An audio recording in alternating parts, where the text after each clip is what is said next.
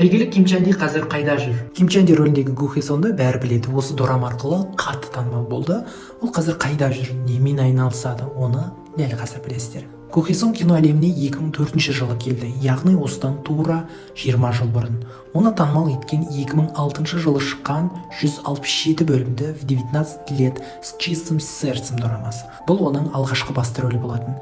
Бірақ оны бүкіл әлемге жұлдыз еткен ол әрине Boys Over Flowers дорамасы. Одан кейін ол режиссер әрі сценарист ретінде бағын сынап бірнеше фильмдерге жұмыс жасады. 2014 жылы Глаза ангела дорамасына түсіп, ол бүкіл рейтингтерді жарды. 2015 жылы Кровь дорамасына түсті. Сол дорамадан кейін 2016 жылы актер Ан Джа Хёнға тұрмысқа шықты. Бірақ олардың махаббаттары ұзаққа созылмады. Го Хе Сон бұрынғы күйеуі туралы жағымсыз пікірлер білдірді. Бұл көпшілікке ұнамады. Ажырасқан сәтте актриса нағыз хейттің астында қалды. Қазіргі таңда күйеуі дорамаларға түсуді жалғастырып жатса, ал Го Хе Сон барлығынан да шеттетілді. Тек шоулардан ғана көрініп жатады. Го Хе Сонның жеке өмірінде не болғаны, өмірде қандай адам екені маған қызық емес. Ең бастысы, Го Хе Сонды мен актриса ретінде жақсы көремін.